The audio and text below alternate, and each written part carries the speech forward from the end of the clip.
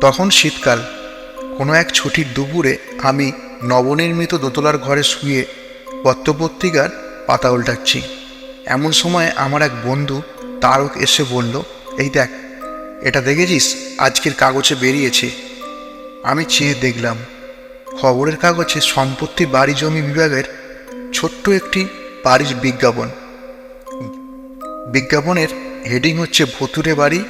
নিচে লেখা আছে, ঘাটশিলার কাশিদা অঞ্চলে আমাদের সাবেককালের বাড়িটা ভূতের উপদ্রবের জন্য বেচে দিতে চাই।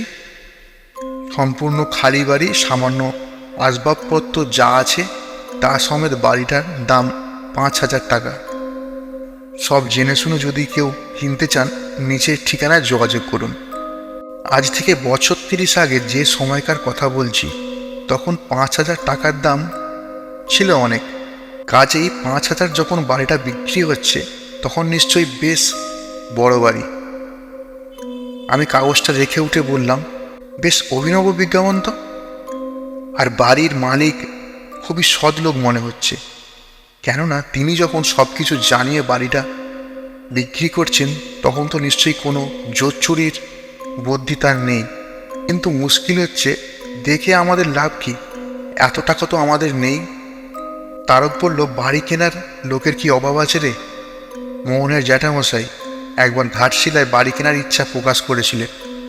এখন বিজ্ঞাপনটা তাকে দেখালে নিশ্চয়ই তিনি রাজি হয়ে যাবেন। আর ভৌতিক ব্যাপার স্যাপারগুলো, সেগুলো তাকে যুক্তিতর্ক দিয়ে আমরা ঠিক বুঝিয়ে দেব। মোদ্দা কথা হচ্ছে, এই সুযোগে ঘাটশিলায় একবার ঘুরে আসতে হবে আমাদের। প্রস্তাবটা চানাচুরের মতোই মুখরোচক। বললাম, আরে বাহ, বেশ বলেছিস তো, চল তবে এখনই যাই। আমরা দুজনে তখন খবরের কাগজে এই অংশটার ওপর লাল পেন্সিলের দাগ দিয়ে শিবপুরে মোহনদের বাড়ির দিকে চললাম। ওদের বাড়িতে গিয়ে মোহনকে পেয়ে গেলাম। আসলে ছুটির দিন তো, এই সময় খেয়ে দিয়ে সবাই একটু বিশ্রাম করছে। মোহনকে কাগজটা দেখাতে একটু অবাক হয়ে গেল। তারপর বলল, বেশ মজার ব্যাপার, ভূতের বাড়ি এই কথা আগে থেকে জানিয়ে কেউ আবার বিজ্ঞাপন দেয় নাকি? লোকটার মাথা খারাপ নেই তো, নাকি বিজ্ঞাপনটাই ফলস? তারক বলল, দেখ মোহন, এটা যখন বিজ্ঞাপন তখন ফলস কিছুতেই হবে না। কেননা এত টাকা খরচ করে এসব ফাজলামি কে করতে যাবে? মোহন বলল, তা ঠিক, জ্যাঠামশাই যা ভীতু লোক, তাতে এবারই উনি কিনতে চাইবেন না। তারক বলল, আরে বাবা, বুঝছিস না কেন? ভূতটুত ওসব বাজে। আসলে ভদ্রলোকের সম্পত্তি অনেক বিক্রি করতে চাইছেন, কিন্তু খদ্দের পাচ্ছেন না। কাজে এই চমক লাগানো বিজ্ঞাপন কিছু লোকের দৃষ্টি আকর্ষণ করতে চাইছে। অনেক লোক তো আছে ভূতের নামে হাড়ে চটা, তাদের ভেতর থেকে কেউ হয়তো জেদ করে বাড়িটা কিনেই ফেলল। এটা অবশ্য মন্দ বলিসনি। ঠিক আছে, এসেছিস যখন বস তোরা। জ্যাঠামশাই সবে শুয়েছেন, উঠলেই খবরটা দিচ্ছি। তারপর বাড়ি কেনা হোক বা নাই হোক, দেখতে যাওয়ার ছলে 2-4 দিন ঘাটশিলা থেকে ঘুরে আসা যাবে আমাদের। তারক বলল, আমিও তাই বলছি। তোর জ্যাঠামশাইকে যেভাবেই হোক তুই রাজি করা। আমাদের 3 জনের তাহলে রথ দেখা কলা বেচা 2 হবে। আর যদি সম্ভব হয় তো 1 রাত ভূতের বাড়িতে কাটিয়ে আসতে পারবো আমরা। ভূত সম্বন্ধে একটা অভিজ্ঞতা হয়ে যাবে আমাদের। সেই দুপুরটা আমরা 3 জনে এক নতুন আনন্দে চটিয়ে গল্প করতে লাগলাম। তারপর বিকেলবেলা খবরের কাগজটা মোহনের জ্যাঠামশাইকে দেখাতেই লাফিয়ে উঠলেন তিনি। না না, ও বাড়ি কিনবো না। আমি টাকা দিয়ে জিনিস কিনবো, এইসব ঝামেলার মধ্যে কেনই বা যাবো আমি? তাছাড়া তোমরা আজকালের ছেলেরা ভূত প্রেত মানো না বটে, কিন্তু আমি জানি, কেননা আমি নিজে ব্যক্তিগতভাবে অনেক সময় ভূতের অস্তিত্ব অনুভব করেছি। তাই বলে কি দরকার বাবা এইসবের মধ্যে যাওয়ার? তবে ঘাটশিলায় একটা বাড়ি কেনার ইচ্ছা আমার আছে। আমি বরং তোমাদের কিছু টাকা দিচ্ছি, তোমরা 3 জনে দিন কত ঘাটশিলা থেকে ঘুরে এসো। আর যদি কোথাও ভালো কোনো বাড়ির খোঁজ খবর পাও, তাও দেখে এসো, পরে দরদাম করে কেনা যাবে। আমরা তাতেই রাজি হয়ে মনের আনন্দে ঘাটশিলায় যাওয়ার তোড়জোড় করতে লাগলাম। পরদিন বেলা 11টা নাগপুর প্যাসেঞ্জার, বর্তমানে এটা কুর্লা এক্সপ্রেস। চেপে আমরা ঘাটশিলার দিকে রওনা হলাম। সন্ধ্যার পর যখন স্টেশনে নামলাম তখন চারিদিকটা ঘুটঘুটে অন্ধকার। ঘাটশিলা তখন এখনকার মতো শহর ছিল না, একেবারেই বনো জায়গা ছিল। স্টেশনের কাছেই একটি চায়ের দোকানে খোঁজখবর নিয়ে 4-5 দিনের জন্য একটি ঘরের ব্যবস্থা করে ফেললাম আমরা। ভাড়া বাড়িতে কাটিয়ে পরদিন সকালে আমরা 3 জনে যুক্তি করে সেই ভূতের বাড়িটা দেখতে চললাম। ঠিক হলো, বাড়ি যদি পছন্দ হয় তাহলে ওই বাড়ি জ্যাঠামশাইকে রাজি করিয়ে কেনাবো আমরা, আর যদি না হয় তাহলে এক রাত ওই বাড়ি থেকে অভিজ্ঞতা সঞ্চয় করে ফিরে আসবো। খবরের কাগজে দেওয়া ঠিকানা খোঁজ করে আমরা রাজবাড়ির কাছে বিজ্ঞাপনদাতার বাড়িতে এসে উপস্থিত হলাম। ভদ্রলোকের নাম সিন্ধুবাবু, কৃপা সিন্ধু রায়। বেশ অভিজাত পরিবারের লোক বলে মনে হলো। আমরা যখন তার বাড়িতে গিয়ে পৌঁছলাম তখন সকাল 9টা। বাড়ির চাকর এসে আমাদের বৈঠকখানার ঘরে বসতে বলল। বুঝলাম। একটু পরে সর্বাঙ্গে শাল মুড়ে দিয়ে মধ্যবয়সী সিন্ধুবাবু এসে বসলেন আমাদের সামনে। তারপর স্মিথ হেসে বললেন, কোথা থেকে আসছেন আপনারা? আপনাদের পরিচয়? 3 জনের হয়ে আমিই বললাম, আমরা হাওড়া থেকে আসছি। আমার এই বন্ধুটি খবরের কাগজে আপনার দেওয়া বিজ্ঞাপন দেখে ওই বাড়িটা কিনতে চান, অবশ্য বাড়িটা যদি পছন্দ হয়। তখন ভদ্রলোকটি বললেন, কিন্তু ওটা তো ভূতের বাড়ি, ও বাড়ি কিনে কি করবেন আপনারা? আমি বললাম, ভূতের বাড়ি সেটা তো আমরা জেনেই আসছি, আর কিনতে চাই এই কারণে যে ও বাড়িতে আমরা বরাবরের জন্য থাকতে আসছি না। ভূতের বাড়ি ভূতেরই থাকবে, আমরা শুধু মাঝে মধ্যে দিন কতকের জন্য এসে একটু উপদ্রব করে যাব। সিন্ধুবাবু একটু গম্ভীর হয়ে বললেন, ঠিক আছে, একটু বসুন আপনারা, আপনাদের চা জল খাবার আসছে, তারপর আমার একজন লোক গিয়ে আপনাদের দেখিয়ে আনবে বাড়িটা। খানিক বসবার পরই চাকর এসে 1 প্লেট করে গরম হালুয়া এবং ধোমাই চা 1 কাপ করে রেখে গেল আমাদের সামনে। আমরা 3 জনেই খেয়ে নিলাম সেগুলো। তারপর সিন্ধুবাবুর লোকের সঙ্গে চললাম বাড়ি দেখতে। কাশিদা এখান থেকে অনেক দূরে, তবুও আমরা পায়ে হেঁটেই দেখতে গেলাম বাড়িটা। সিন্ধুবাবুর যে লোক আমাদের বাড়ি দেখতে নিয়ে যাচ্ছিলেন তার নাম রাখালদা। রাখালদা যেতে যেতে বললেন, আপনারা কলকাতা থেকে আসছেন তো? মোহন বাধা দিয়ে বলল, না রাখালদা, আমরা মোটেই কলকাতার লোক নই, আমরা হাওড়ার লোক, শিবপুরের বাসিন্দা, হাওড়া থেকে আসছি। তারপর রাখালদা বলল, সে যেখানকারই লোক হন না কেন, হাওড়া আর কলকাতা একই ব্যাপার। তা বলছিলাম কি, এ বাড়ি আপনারা কিনবেন না। দারুণ উপদ্রব এ বাড়িতে, আজ পর্যন্ত কেউ 1 রাতও টিকতে পারেনি এখানে। সে কি, এসব বাড়ি দিনে মানে ব্যবহারের জন্য, অর্থাৎ অফিস কাছারি ইত্যাদির জন্যই ভালো, কিন্তু থাকার পক্ষে এ বাড়ি উপযুক্ত নয়। আমি বললাম, কেন বলুন তো? শুনুন তবে, সিন্ধুবাবুরা এই অঞ্চলের অত্যন্ত প্রতিপত্তিশালী লোক। ঘাটশিলা এবং এর আশেপাশে বেশ কয়েকটি বাড়ি আছে এদের। কাশিদার এই বাড়িটি সিন্ধুবাবুদের সাবেকের বাড়ি। কাকা আর কাকিমার মধ্যে প্রায় খুবই ঝগড়াঝাটি হতো। এই বিবাদ সূত্রে সিন্ধুবাবুর কাকা 1 রাত আগুনে পুড়ে আত্মহত্যা করেন। সেই থেকেই উপদ্রব। তা উপদ্রব এমনই চরম পর্যায়ে পৌঁছায় যে কাকিমা ঠিক করলেন গয়ায় গিয়ে পিণ্ডি দিয়ে আসবেন, কিন্তু সেখানেও নানান ঝামেলা। যাত্রাপথে ট্রেনের কামরাতে কাকিমা স্বপ্ন দেখলেন, কাকাবাবু তাকে ভয় দেখিয়ে গয়ায় যেতে মানা করছেন। সেই স্বপ্নকে তিনি অমান্য করে পান্ডা ঠিক করে পেতশিলায় পিণ্ডি দিতে চললেন, আর সেই সময় টাঙ্গা গেল লরির ধাক্কায় উল্টে। কাকিমার পায়ে হাড় ভেঙে হাসপাতালে গেলেন। পিণ্ডি দেওয়া তো হলোই না, উল্টে 6 মাসের ওপর হাসপাতাল থেকে ভাঙা পা নিয়ে ফিরে এলেন ঘাটশিলায়। তারপর একদিন ছাদ থেকে পড়ে তিনিও মারা যান। সেই থেকে ওই বাড়িতে কেউ থাকতে গেছে, সেই নানা রকম ভয় পেয়ে পালিয়ে এসেছে। আমি বললাম, বলেন কি? হ্যাঁ, রাত দুপুরে এমন সব কাণ্ড কারখানা হয় ও বাড়িতে যে কোনো সুস্থ মানুষের পক্ষে তার চোখ মেলে দেখার ব্যাপার না। একবার টাটানগর থেকে একদল ছেলে জোর করে ওই বাড়িতে থাকবে বলে এসেছিল, কিন্তু পরদিন সকালে তাদের কাউকে আর দেখা যায়নি এখানে। সে কি, ভূতেরা খেয়ে ফেলল নাকি তাদের?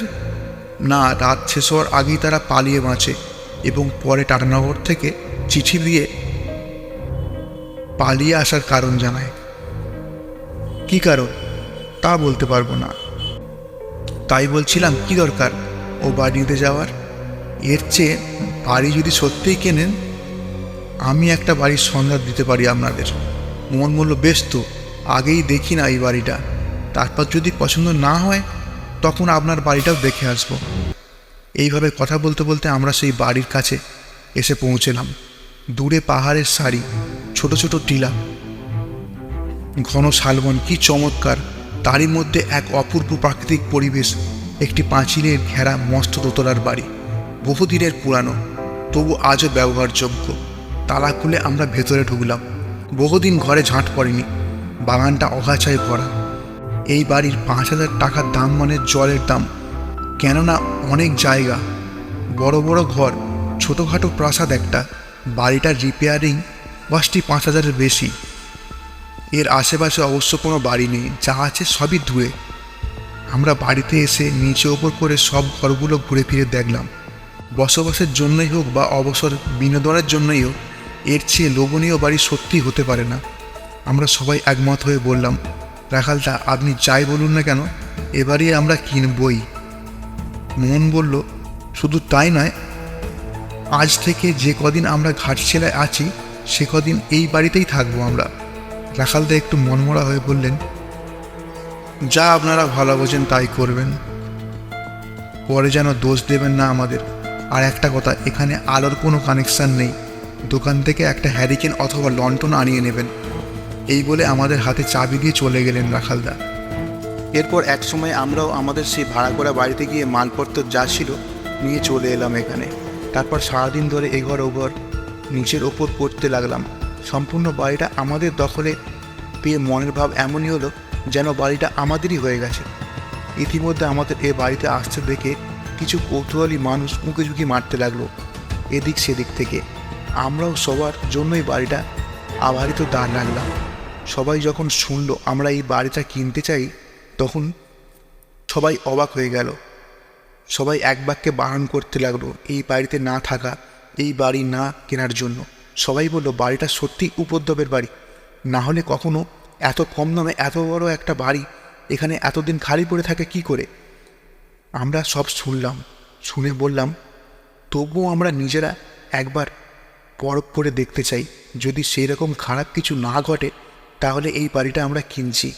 অবশেষে আমাদের জেদ থেকে 2-1 লোক অন্য সুরে কথা বলল, তা একান্তই যখন কিনবেন তখন 2-1 রাত এখানে থেকেই দেখুন। বাড়িটার বদনাম আছে ঠিকই, তবে সচরাচর কেউ তো থাকে না। এইভাবে মানুষজন সাহস করে এলে থাকতে থাকতে কি হয় কে বলতে পারে। দেখাই যাক না এতদিনে ভূতের উপদ্রব একটু কমেছে কিনা। কেউ বলল, হ্যাঁ হ্যাঁ, সাহস করে থেকেই যান। তাছাড়া আমরা যখন জেনে গেছি তখন আমরাও একটু সজাগ থাকব। যদি বেশি ভয় টয় পান তো ছাদে উঠে জোরে চেঁচাবেন, দল বেঁধে ছুটে আসবো আমরা সবাই। আমরা জানলা দরজা বন্ধ করে ঘরে আলো জেলে 3 বন্ধুতে এই নির্জন বাড়িতে সত্যিকারের ভূত এলে কীভাবে মোকাবিলা করব সেই নিয়ে আলোচনা করতে লাগলাম। অনেক রাত পর্যন্ত আলোচনা করে যখন দেখলাম সবই ভাঁওতা, তখন অক্টোপাস পাতা বিছানার মশারি খাটিয়ে আমরা 3 জনে লেপ চাপা দিয়ে শুয়ে পড়লাম। শোয়ার সঙ্গে সঙ্গেই ঘুম। রাত তখন কটা কে জানে। হঠাৎ ঝনঝন করে দরজার শিকল নাড়ার শব্দে ঘুম ভেঙে গেল আমাদের। শিকল নাড়তে নাড়তে কে যেন একজন ভারী গলায় বললেন, এই যে কে আছেন ভেতরে, দরজা খুলুন। আমরা 3 জনে উঠে বসলাম। মোহন বলল, কে? তখন দরজার ওদিক থেকে আওয়াজ আসলো, কে তা দেখতেই পাবেন, দরজাটা খুলবেন তো আগে। আমরা উঠে গিয়ে দরজা খুললাম, কিন্তু কি আশ্চর্য, কোথাও কেউ নেই, সব ফাঁকা। দাঁড়ানোর দরজাটাও ছিল খিল দেওয়া, যেমনকার মতো আগে ছিল তেমনই আছে। কিন্তু কিভাবে এসে ঘুম ভাঙলো আমাদের? ভয়ে বুকের রক্ত হিম হয়ে এলো। একটা ঠান্ডা স্রোত নেমে এলো পিঠের শীত দাঁড়া বেয়ে। আমরা আবার দরজা বন্ধ করে শুতে এলাম, কিন্তু এসে দেখি অসম্ভব ব্যাপার। এরই মধ্যে আমাদের তক্তাপোষটা ঘরের ডান দিকে নিয়ে যাওয়া হয়েছে এবং আমাদের বিছানা দখল করেছে কারা। দেখলাম আমাদের লেপটা মুড়ি দিয়ে কারা যেন দুজনে শুয়ে আছে। লেপটা এমনভাবে ঢাকা যেন মুখ দেখতে পাচ্ছি না তাদের, শুধু মাথা দুটো দেখা যাচ্ছে। আমরা যত জোরে জোরে লেপটা তাদের গা থেকে ছাড়িয়ে নেওয়ার চেষ্টা করলাম, তারা তত বেশি আঁকড়ে ধরতে লাগলো লেপটাকে। অবশেষে অনেকক্ষণ টানা হেঁচড়ার পর লেপ আবার আলগা হয়ে গেল। বিছানা থেকে লেপটা উঠিয়ে নিয়ে দেখলাম কেউই নেই ভেতরে। আমরা তিনজনে আবার তক্তপোষটা যথাস্থানে ফিরিয়ে এনে ফের লেপের তলায় ঢুকে পড়লাম। তারা বলল, না ভাই, কাজটা ভালো করিনি, এতগুলো লোকের কথা ঠেলে এ বাড়িতে রাত কাটাতে এসে খুবই অন্যায় করেছি। এখন ভালোই ভালোই ফিরে যেতে পারলে বাঁচি। ও কি সাংঘাতিক! আমি তো ভয় কোনো কথা বলতেই পারলাম না। মোহন বলল, সকালটা একবার হলেও হয়। এর আগে সত্যি কথা বলতে কি ভূত পেত আমি বিশ্বাস করতাম না, অথচ আজ যা দেখলাম একে মনের ভ্রম বলে উড়িয়ে দেওয়ার মতো মানসিকতা আমার নেই। এ বাড়িতে আর এক মুহূর্ত থাকা উচিত নয়। আমরা ভয়ে জড়সড় হয়ে আবার কিছু ঘটে কিনা দেখবার আশায় জেগে রইলাম। ঘুম তো এলোই না, ঘুমোতে সাহসও হলো না। ঘুমিয়ে পড়লে আবার যদি শিকল ঝনঝন করে। বেশ কিছুক্ষণ শুয়ে থাকার পর আমরা দাঁড়ানো একটা খটখট শব্দ শুনতে পেলাম। মনে হলো কে যেন চটি পরে পায়চারি করছে দালানের এ প্রান্ত থেকে ও প্রান্ত পর্যন্ত। একবার যাচ্ছে, একবার আসছে, তারপর আবার সেই ঝনঝন করে শিকল নাড়ার শব্দ। সবাই আমরা তিনজনে জড়িয়ে ধরলাম তিনজনকে। কেউ আর উঠলাম না দরজা খুলতে। শিকল ঝনঝন করে বেজেই চলেছে। তারপর শোনা গেল আবার আগের মতোই ক্ষুদ্র কণ্ঠস্বর, কারা আছে ঘরের ভেতর? দরজাটা এত করে খুলতে বলছি যে, দরজা খোলো। কে খুলবে দরজা? আমরা তখন আতঙ্কে নীল হয়ে উঠেছি ক্রমশ। কেই বা যাবে দরজার কাছে? উঠে দাঁড়ানোর যে শক্তি নেই কারো। ক্ষুদ্র কণ্ঠস্বর আবার শোনা গেল, দরজা না খুললে কিন্তু ভয়ানক ব্যাপার হবে, খোলো বলছি, না হলে ভেঙে ঢুকবো। বলার সঙ্গে সঙ্গে দরজায় দমাদ্দম লাথি পড়তে লাগলো। অগত্যা উঠতেই হলো। তিনজনের পা টিপে টিপে দরজার কাছে গিয়ে খিলটা খুলতেই দরজা সশব্দে দু হাট হয়ে খুলে গেল। মনে হলো কেউ যেন ওদিক থেকে জোরে ধাক্কা দিয়ে খুলে দিল দরজাটা। সে কি দারুণ শব্দ! গোটা বাড়িটা কেঁপে উঠল বুঝি, কিন্তু তা নয় হলো। আবার তো সেই আগের মতোই, কেউ কোথাও নেই। এই শীত গায়ে ঘাম দিল তখন। এরপরে আর বিছানায় ফিরে যাওয়ার মতো আমাদের সাহস ছিল না। সেখানে তো আগের মতোই ব্যাপার ঘটবে, অর্থাৎ কিনা লেপ নিয়ে টানাটানি। কী যে করি, পরস্পর মুখ চাওয়াচাই করছি। এমন সময় হঠাৎ আমাদের লণ্ঠনটা কী যেন আছাড় মেরে ভেঙে ফেললো ঘরের ভেতরে। অন্ধকার অন্ধকার ঘন অন্ধকার ঢেকে গেল চারিদিক। আমরা সঙ্গে সঙ্গে মনস্থির করে ঘরে ঢুকে অন্ধকারে হাতড়ে হাতড়ে যে যার জামা প্যান্ট পরে নিলাম। মনে টর্চ ছিল, টর্চ জেলে হাত ঘড়ি দেখে নিলাম রাত তখন 2:30। এখনই পালাতে হবে এখান থেকে, না হলে কোনো মুহূর্তে ভয়ানক একটা কিছু ঘটে যেতে পারে আমাদের সঙ্গে। ওদিকে বারান্দার দরজা তো তখন দমাত্তম লাথি পড়তে শুরু হয়েছে, লাথির পর লাথি, আর তার সঙ্গে প্রচণ্ড ধমকানি। খোলো বলছি, খোলো, না হলে ভালো হবে না, শিগগির খুলে দাও। আমরা কোনো রকমের দরজা খুলে এক লাফে বাইরের বাগানে এসে পড়লাম। তারপর পেছন ফিরে দেখি দালানের দরজার কাছে আগুনে পোড়া ঝলসানো চেহারার এক বিকট মূর্তি দাঁড়িয়ে আছে। মানুষ তাকে বলবো না, মানুষ কখনো অত কুৎসিত হয় না, মানুষ কখনো অত দীর্ঘ হয় না, মানুষের চোখ দিয়ে কখনো অত আগুন বেরোয় না। আমরা বেশিক্ষণ চেয়ে থাকতে পারলাম না সেদিকে। বাগানের দরজার খিল খুলে বাইরে বেরিয়ে হাঁপ ছেড়ে বাজলাম। অতটা একটি আদিবাসী বস্তি ছিল। বাকি রাতটুকু সেখানেই কাটিয়ে ভোরের ট্রেনে রওনা হাওড়ায়। এই ছিল আজকের গল্প। গল্পটি ভালো লাগলে একটি লাইক করবেন, আর যারা চ্যানেলে নতুন তারা সাবস্ক্রাইব করে দেবেন। আবার দেখা হচ্ছে পরবর্তী গল্পে।